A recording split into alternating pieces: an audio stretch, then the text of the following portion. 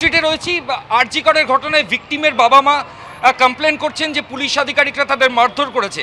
না, এখানে ওনাকে মারধর করা হয়নি, সেরকম কিছু ঘটনা হয়নি। এখানে মাথায় ইনজুরি রয়েছে, ফুলে গেছে, দেখতে হবে।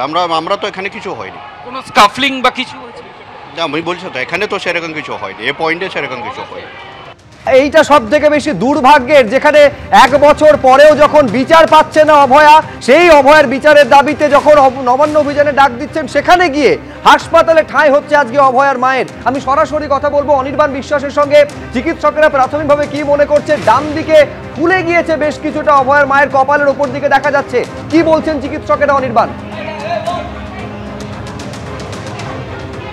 শুভজিৎ, তোমাকে প্রথমে জানিয়ে রাখি যে মেডিকেল যারা চিকিৎসক রয়েছেন এমার্জেন্সি ওয়ার্ডে, তারা কিন্তু প্রাথমিকভাবে যে প্রাইমারি প্যারামিটারসগুলো রয়েছে সেগুলো তারা কিন্তু ভাইটালসগুলো চেক করছেন, এবং সেগুলো কিন্তু চেক করার পর যেটা কৌস্তব বাগচি কিছুক্ষণ আগে জানাচ্ছিল যে তিনি কিন্তু গাড়িতে করে যখন এক জায়গা থেকে আরেক জায়গায় যাচ্ছিলেন, তিনি কিন্তু মাঝে মধ্যেই ঝিমিয়ে পড়ছিলেন। ফলত এই ধরনের মাথায় চোটের ক্ষেত্রে সেটা কী ধরনের চোট হতে পারে বা এই ধরনের কী পরিস্থিতি রয়েছে সেটা জানার জন্য কিন্তু স্ক্যান করতে হতে পারে।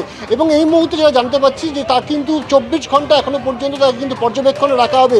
এই মুহূর্তে তুমি দেখতে পাচ্ছ যে বিভিন্ন যে যারা প্রতিবাদী ছিলেন আজকের এই নবান্ন অভিযানে, সেই প্রতিবাদীরা কিন্তু একে একে জড়ো হচ্ছেন প্রত্যেকে তারা এই মেডিকেল হসপিটালে। এবং এই মুহূর্তে একদিকে যেমন অভয়ের বাবা এবং মা দুজনকে ভেতরে চিকিৎসা করা হচ্ছে, এবং তাছাড়াও আজকে কিন্তু এই লাঠিচার্জে, পুলিশের লাঠিচার্জে সেখানে কিন্তু 6 জনকে নিয়ে আসা হয়েছে, যারা কিন্তু ইতিমধ্যে এমার্জেন্সি ওয়ার্ডে তাদের চিকিৎসা চলছে। স্বাভাবিকভাবে আজকে অভয়ের মায়ের উপরে যে ঘটনা ঘটেছে, তার যেটা অভিযোগ ছিল সেই অভিযোগ কিন্তু অত্যন্ত গুরুতর, কারণ পুলিশের তরফ থেকে লাঠিচার্জ করা হয়েছে এমনটা কিন্তু তিনি অভিযোগ করছেন, এবং সেই লাঠির আঘাতেই তার কপাল ফুলেছে। এখন চোট কতটা গভীরে রয়েছে সেটা কিন্তু খতিয়ে দেখছেন চিকিৎসকরা। প্রাথমিক যে প্যারামিটারসগুলো রয়েছে, ভাইটালসগুলো রয়েছে, সেগুলো ইতিমধ্যে চেক করার যে কাজ, সেই কাজ কিন্তু চলছে। এবং 24 ঘন্টা পর্যন্ত তাকে ন্যূনতম তাকে কিন্তু পর্যবেক্ষণে রাখা হতে পারে, কারণ তার সিটি স্ক্যান করার পরই কিন্তু বোঝা যাবে যে তার মাথায় এবং ঘাড়ে কোথায় কোথায় চোট রয়েছে এবং চোটটা ঠিক কতটা গুরুতর। স্বাভাবিকভাবে একেবারে প্রাথমিক পর্যায়ে রয়েছে এই মুহূর্তে, কিন্তু যে প্রাথমিক যে ভাইটালসগুলো, সেই ভাইটালসগুলো কিন্তু ট্রিটমেন্ট করছেন কিন্তু চিকিৎসকরা। বেশ অনির্বাণ, আপাতত তোমাকে ধন্যবাদ। এইখানে আমি আপনাদের দেখাতে চাইবো যে অভয়ের পরিবারের তরফে অভিযোগ করা হচ্ছে যে একেবারে যখন তারা বাড়ি থেকে বেরোন বারে বারে বাধা দিয়েছে পুলিশ, এবং তারপর পুলিশ ফেলে পিটিয়েছে। অভয়ের বাবাকে মারা হয়েছে, অভয়ের মাকে মারা হয়েছে।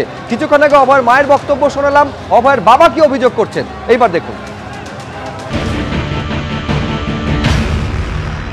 পুলিশের আন্ডারে যখনই আমরা সিটির মোড় পার করে, তারপরে কলকাতা পুলিশ আমাদের গাড়ির ছবি তুলে নাম্বার প্লেট প্রতিটা মোড়ে মোড়ে পাঠিয়ে দিয়েছে। আমরা পুলিশের সঙ্গে চোর পুলিশ খেলে এখানে নবান্ন এসে পৌঁছে। আপনাদের উপরে কি হামলা হয়েছে? পুলিশ কি মারধর করেছে? পুলিশ মারধর করেছে, শাখা ভেঙে দিয়েছে, আমাকে ধাক্কা মেরে আমার বুকের মধ্যে। পুলিশটা এখন আমাদের অত্যাচার করছে। 9 তারিখ থেকে যে অত্যাচার শুরু করেছে এখনো তার প্রমাণ দিচ্ছে। আজকে আবার একটা 9 তারিখ, আজকে আমাদের উপর সম্পূর্ণ অত্যাচার করছে।